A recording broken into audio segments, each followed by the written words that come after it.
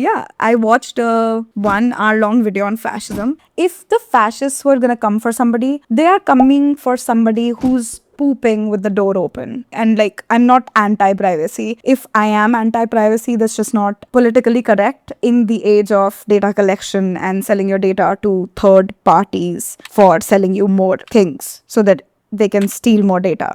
And it's like a cycle, right? So clearly, I'm not against privacy as a concept, but I was wondering today that in ancient India at least, and that ancient India to me is my childhood. I was growing up in a very small village, which throughout my childhood turned into a town, and it's like not a village anymore. But when I was living there, I was definitely like a century behind. That's an exaggeration, but for sure, I was not a Gen Z growing up. I remember no activity being truly solitary, right? So if you go and shower, you're gonna go to a fucking river, and women are gonna be there washing their clothes in the river all together, and then they're gonna have a group shower, which to us is a weird concept because privacy, that's what we are genetically meant to be. So when you say socialism, I think it takes away from what it means to individually exist in a world where individualism is like the gold standard, right?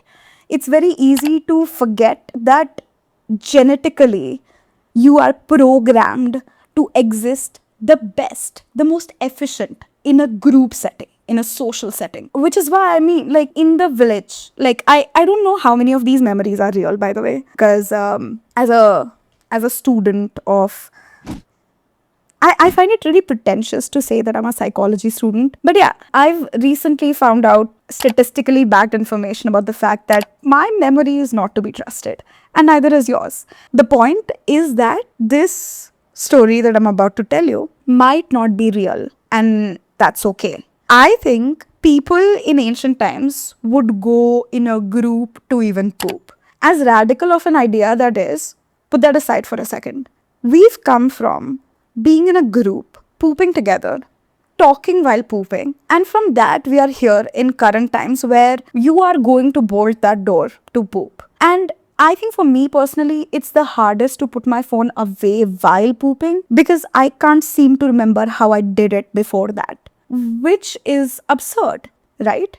And trying to beat phone addiction during a process which we've like made it such a taboo to be doing in a group setting, which is fine. Again, I'm not saying like go and like poop in a group session, not what I'm saying. But the fact that we don't realize how hard of a battle it is to be fighting your phone while pooping, it's like going against what your DNA is designed to do. So yeah, I don't know what you're going to do with this information, but my personal takeaway is if there's something I'm struggling with, like a task that I'm unable to put my phone down for, I'm gonna try and have somebody next to me. And as much as I would cringe at the idea of being around people like 2 years ago, there is value in learning the skill of being around people. Also, this YouTube channel is not going to be about poop.